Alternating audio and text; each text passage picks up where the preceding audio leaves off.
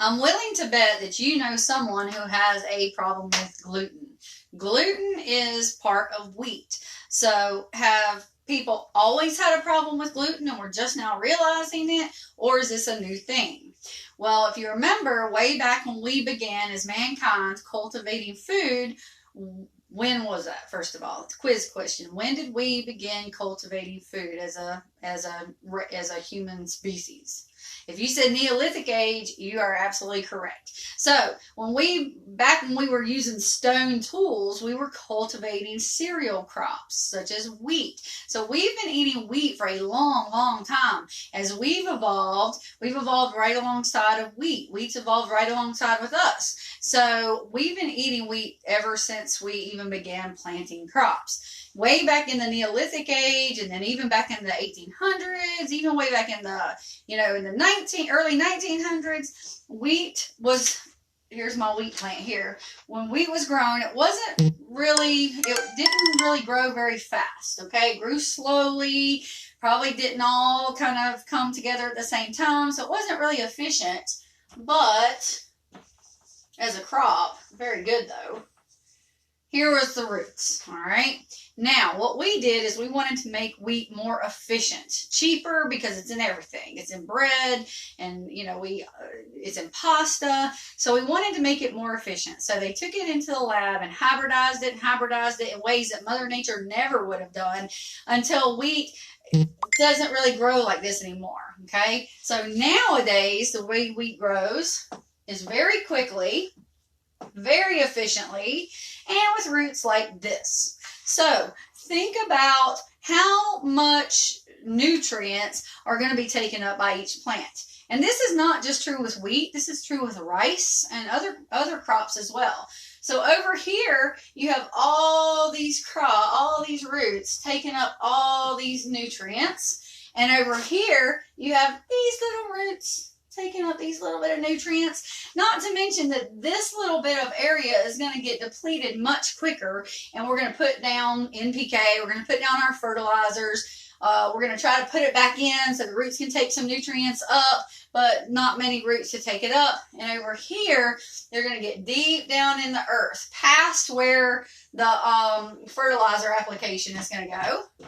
You're going to get way down in here to where there's been ages of organic matter down in there to break down in the soil and put good nutrients. All right, so wheat now very efficient, much shallower roots. We do not get the same nutritional value out of our food anymore that we used to.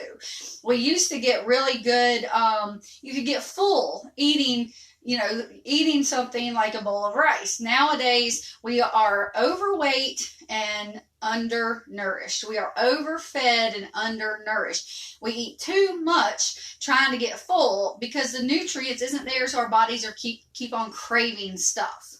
So we're heavier than ever, and we are undernourished more than we've ever been.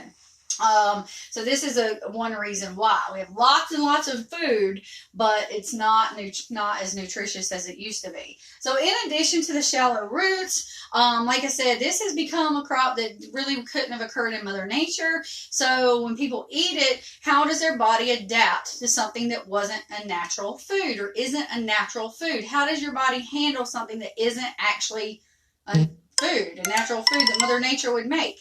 I don't know how our bodies handle it. I think my body does okay with gluten, but some people's don't, okay? So that's my point, is that we have a big question here. How do our bodies handle things that are not food that evolved along with us, or that we did not evolve along with that food? And scientists will tell us that it's just fine, there's no problem, but I think this is a question, as someone who's going to work with food and educate others about food, that you need to ask yourself, what do you believe, and do a little research on it. So there's another thing I want you to be aware of, which is that we have limited our species that we're eating, all right? So apples. I can't remember exactly, but there's like over 300 species of apples naturally.